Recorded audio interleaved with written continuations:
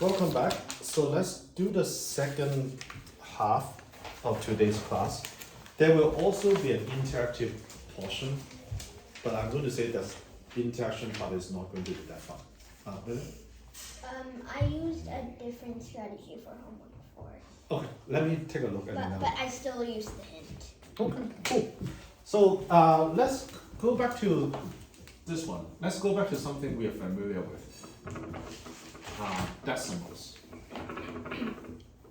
But we're going to be looking at fractions. Okay? But before we go to decimal fractions, let's just kind of do an intro. The first example.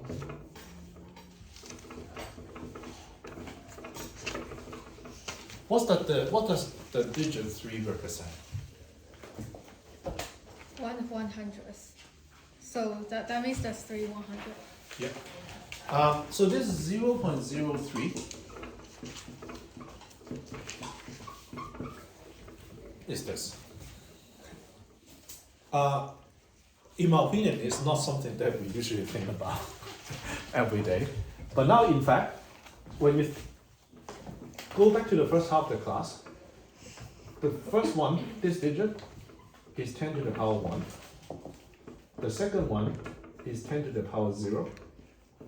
Now this one, 2, is actually 10 to the power minus 1. 10 to the power minus 1 means 1 over 10. Okay?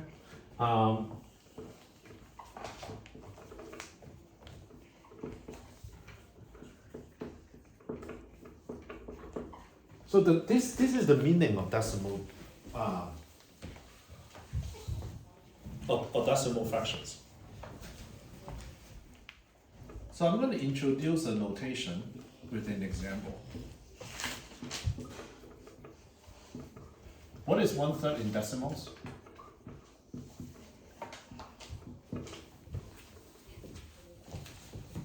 William? 0.3 with a line on top of the 3. Yes. So 0.33, and the way that we describe it is there's a bar here. So the bar on top here means repeating itself.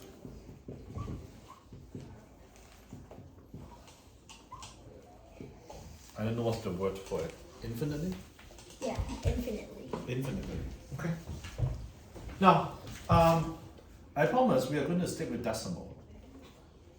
But have you thought about 1/3 if we expressed in base 3?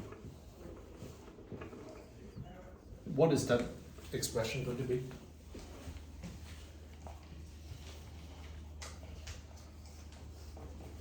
Amy? 1 times 3 to the power of -1. Say that again? 1 times 3 to the power of -1. Yes. So it's basically this. It's a base 3. Because this is basically means 1 times. In this class, we are going to be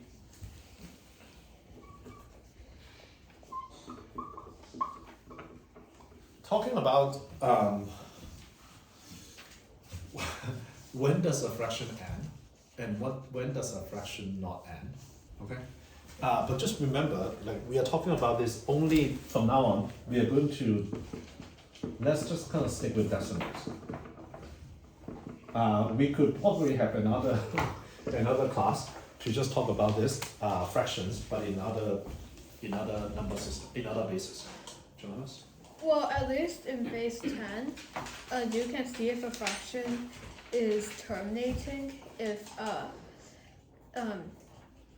the denominator is made up of a mix of two, like a product of 2's and 5's. It is something I'm going to talk about, but what you said is actually not necessarily true. It is true that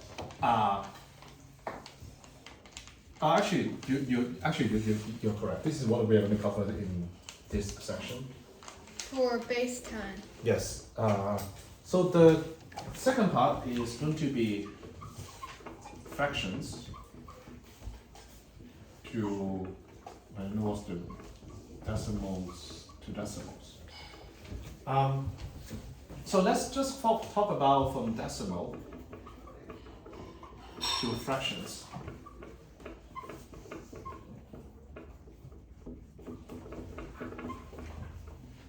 So 15.37, it is not a trick question. How do I express this in fraction? Olivia? 153700.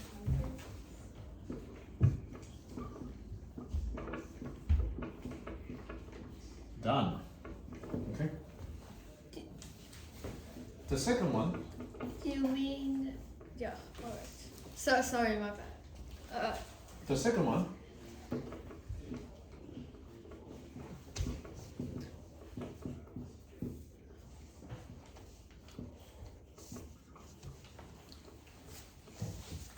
how do we express this in fractions? You know it comes from a fraction, right? But what is it?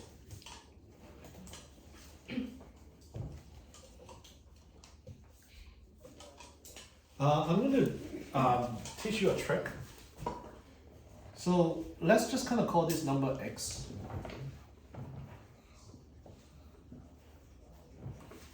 Okay, wait a minute. Is it 124 300? No, it's a lot simpler. William, maybe you can help me with this. If this number we call x, what is 10 times x? It's x with a 0 at the end. No, Isaac? 0.8 was it repeating? Okay, I pull out the 3 here. I can put the bar here as well. What happens if I subtract x from 10x?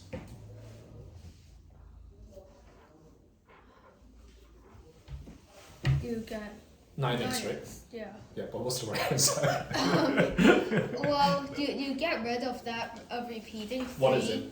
So now you have a 0.75. Yep. Now for 0.75, you know what that is? This is 3/4. 3/4, right? Yeah. So therefore x is equal to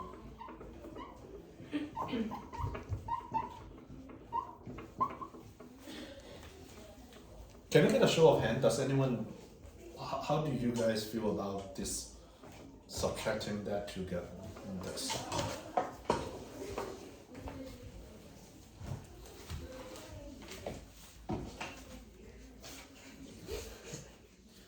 Okay.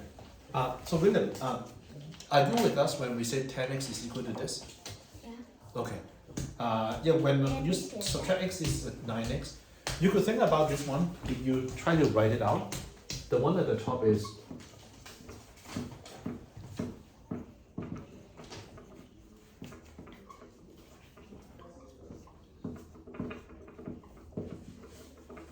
so when you this minus this part basically cancel out, and you basically just is the same as 0.83 minus 0.08, so that's why it's 0.75. This is the first part of the interactive exercise. I'm going to give you 2 minutes. Okay, I'll be nice. I'll give you 3 minutes to do it. And I'll give you hints. Okay.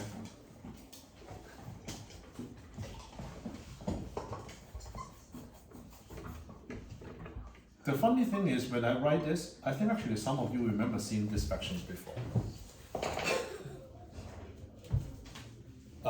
Does anyone remember seeing this before Yeah. in your life? Yeah, in school. Okay. So what is it? I'll give you. Isn't it something like a 7? It's not supposed to be a memory game, but it's definitely something you've seen in your life. Okay, I'll have a painful part of of class exercise. So let's kind of do the same trick.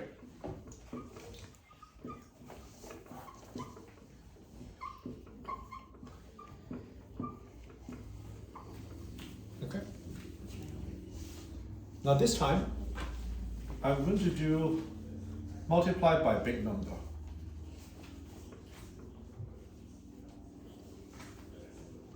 Because I basically want to move the decimal place. 1, 2, 3, 4, 5, 6, 7. Actually, I want to move it 6 times. I want to move it 6 times.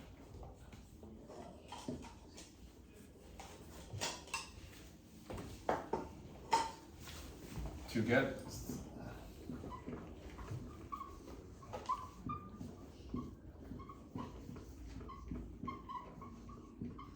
okay, you might not appreciate what I'm doing, but it is true, right? You multiply it by 100,000, you get the second number.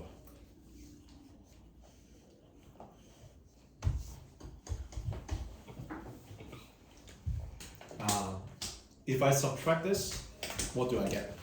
I'll do the left hand side for you. The left hand side is 999,999x. What about the right hand side? What do I get?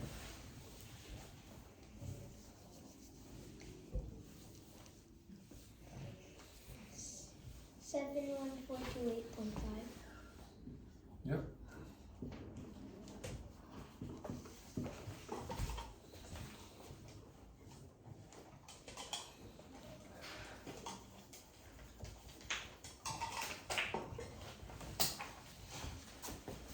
Now on the right hand side,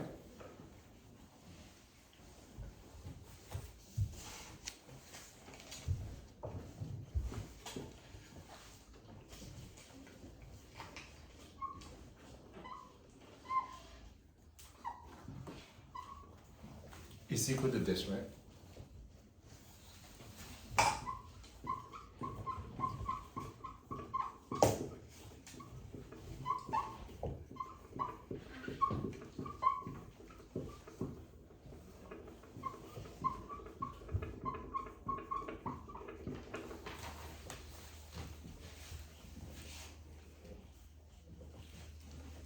Now it is obvious, when you look at this fraction, it is very obvious that it's 1 over 14. Is it? It is. No, is it obvious? No, it's not obvious. Well, if you remember it off the top of your head. But it's not that long. It's not that long. First of all, you know though both of them are divisible by 5. Okay? So after you divide by 5,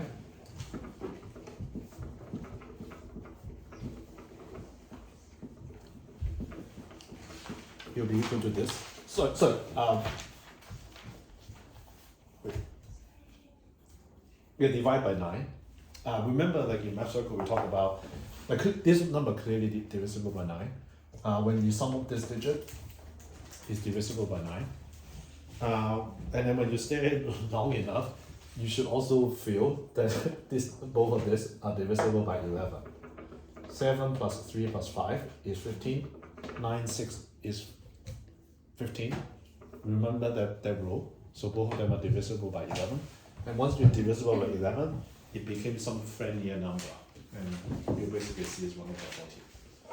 Right? Well, the important point is not how to reduce the fraction. The important point is you now know there's a general method that when there's these fractions, you can turn it into a fraction. Yeah. Question?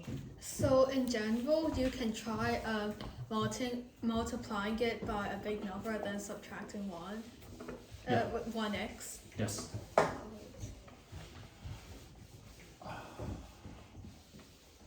Okay. So this is the class exercise.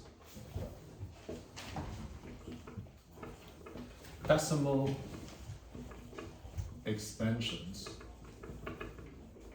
of 1 over n.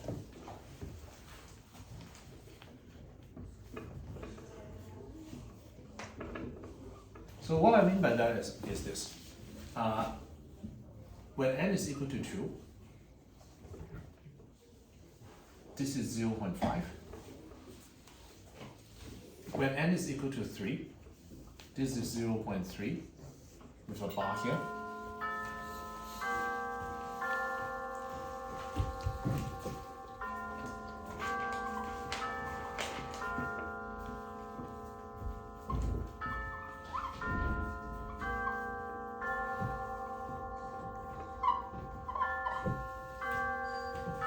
So I'm going to introduce a term. When the decimal numbers terminate, I'm going to call it 0. When this one, we're going to call it 1. Period meaning kind of how many digits are repeating. So for this one, there's no digit that is repeating, so it's 0. This one is basically 3 repeating itself, so I'm going to call it period 1.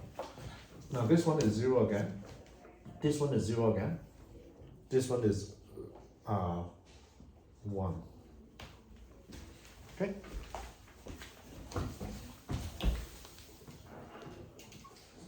We are going to divide and conquer to construct this table.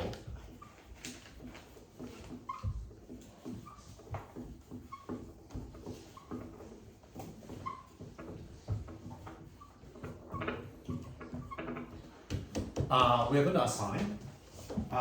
Murphy, can you do 7? I'm going to do 8. Daisy, can you do 9? Can you write the initials? I'm going to do 10. Oh, Write our initials. okay, this is Ralph. This is Rafi. This is Ellen. This is Daisy. This is Ellen again. This is Isaac. Can you do this? Naomi, can you do 1/12? Yeah. Olivia, can you do 1/13? Johannes, can you do 1/14? And I'm going to do the rest. Okay. Yeah, what do I do? Oh. Can you do 1/18? What does the period mean? Does it end? Oh, How many digits are repeating? For example, the 1/14. Actually, Johannes, you should already know this if you look at the answer. Look at the example that we just did. oh right, yeah. Okay, so 1/14 is this. So therefore the period is 6, because there are 6 digits that are repeating. Oh, okay, I see.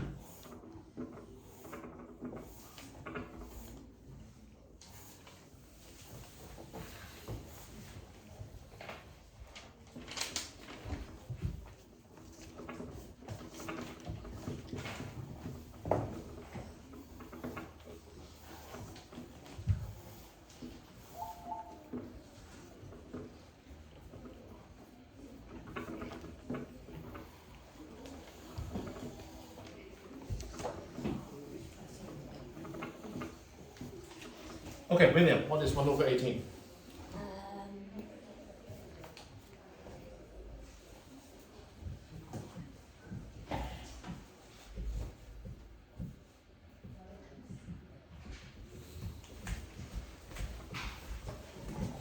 Oh, it's basically just this. Wait, can I see?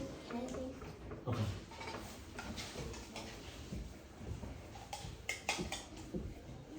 Does anyone else have an answer? Olivia, are you ready? I have an answer. Okay. Well, it's for I just thought of one idea for number 18, but anyways, we already know number 14. 0.05 with the line under 05. So then the period is 1. Yep. Wait, I don't think it repeats. Keep repeat. Oh, okay. Oh right, yeah, it does repeat. Alright. Okay. Rafi, do you have the answer? Yeah, 0.142857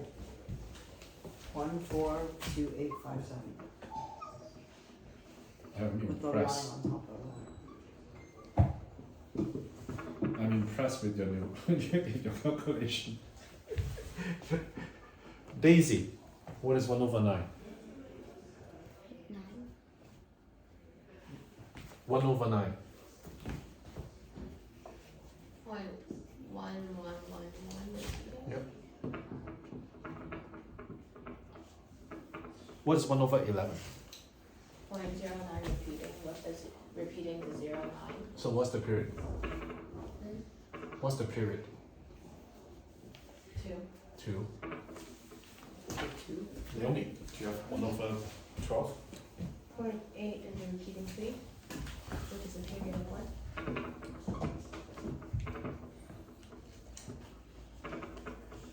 Olivia, 1 over 13 is long. 1.76915 and forever. No, it's very long. Yeah, I know. So I'm doing this. So what did you notice? When does the period is? What does that say? The one that Daisy did. Daisy did is 0.1 with a bar on top. So it's a period of 1. So there's a few questions here. One question is, when is the period 0? When is it a terminating number? The second one is, how long do you think it can possibly be?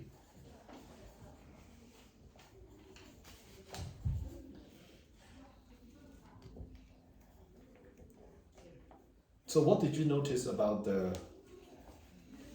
what's the longest? Based on this table, what do you think the longest it can be?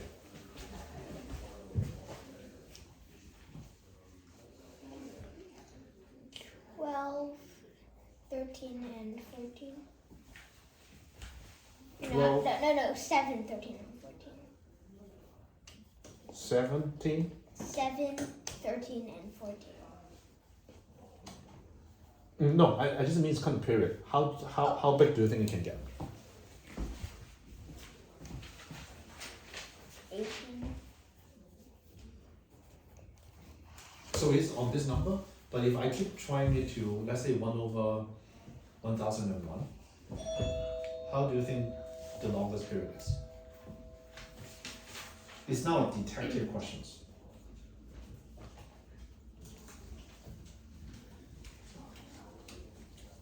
Must be integer, right? Hmm? Must be integer. Yeah. Okay.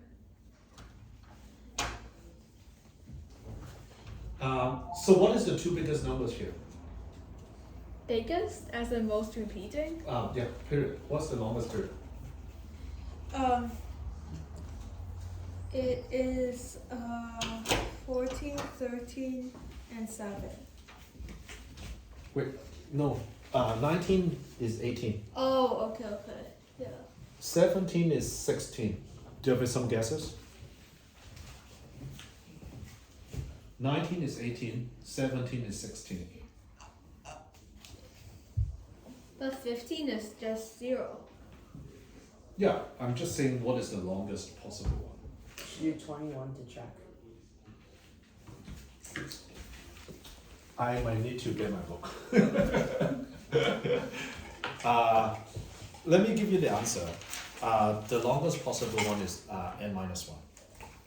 I'm not going to kind of quote unquote prove it, but I'm going to show it to you roughly why that is the case. What's n minus 1? Oh. So theorem 1, the length of the decimal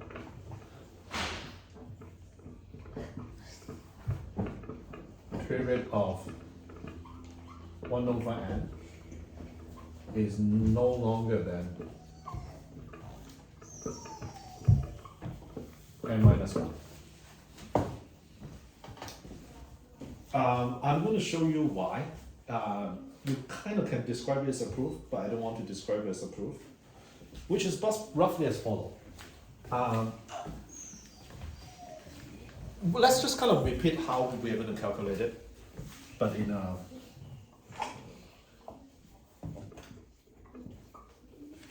so 1 divided by n. Okay.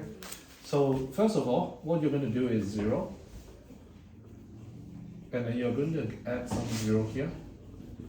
Until at some point, you're going to say D1 is equal to some number here. And then there's going to be a remainder of, let's just call it R1.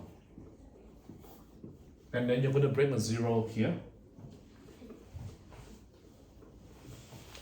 Do you understand my symbol? It's a little bit ugly, but this is how you do division, right?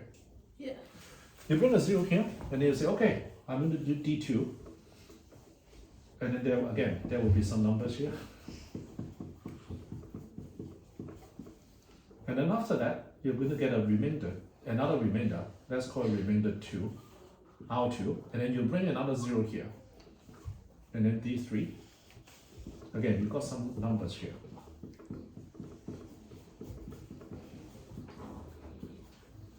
And then you got R3 here.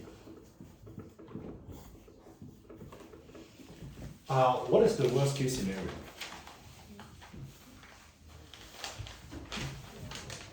Dn minus 1.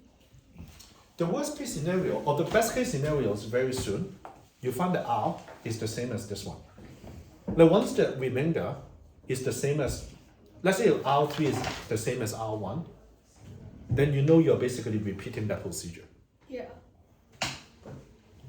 If let's say R3 is the same as R1, then you can basically stop doing. You know it's going to be D1, D2, D1, D2, D1, D2, D1, D2. There are only 10 remainders there can be. How could there be 16? How many remain? That's a good question. How many remainders it can be when it's divided by n? N minus 1. Well, there are only 10 digits. But there's more than, so the remainder, if you're doing 10, you can have remainders of 1, 2, 3, 4, 5, 6, 7, 8, 9, and 0, right? Yeah, yeah. What about if you're doing 12? Oh, okay. Makes sense. So the worst case scenario is you're really unlucky. The R1, R2, R3 just keep hitting the remainder of 1 to n minus 1 before it repeats itself. So that's the worst case scenario. So that's why 1 over n, the length of the decimal period cannot be longer than n minus 1, because the worst possible scenario is, if you're interested, try 17. It's the 17th remainder that finally hit the first one. The other one is, originally it was a fun one, but kind of, Johanna's already kind of gave out the answer for this one. So I'm just going to say it and explain to you why that is the case. I know why that's Theorem 2. So that basically, if n is equal to, can be written as this. For some a or b greater than or equal to 0, then 1 over n terminates. The opposite is also true. If 1 over n terminates, it also implies n is equal to 2. Can be written as this.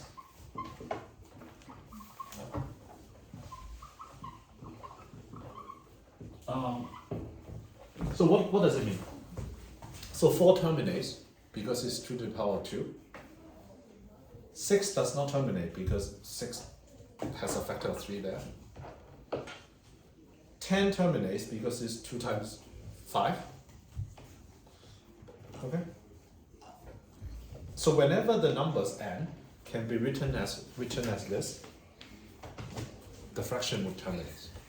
And I'm going to explain to you why. I will illustrate with an example.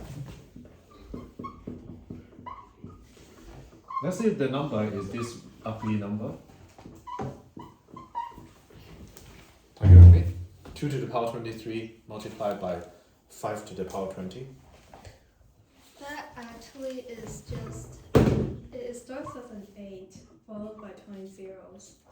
And I'm going to write it down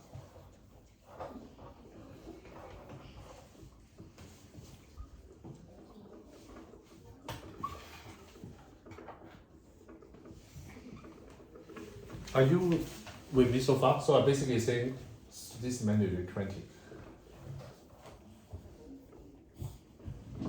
So I can basically say 5 to the power 20 is the same as 5 to the power 23 divided by 5 to the power 3.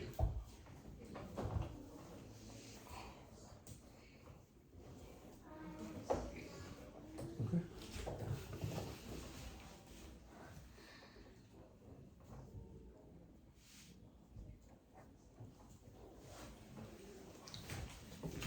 What is 1 over n? Therefore, 1 over n, by the way, this one, because it's 2 to the power 23 times 5 to the power 23, is basically 10 to the power 23. 1 over n, you just flip it.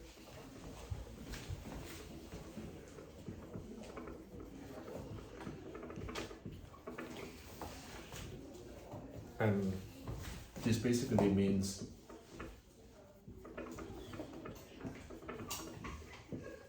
five to the power 3 is 125. So this is basically a decimal number. You could basically think about 125, and there are 23 digits.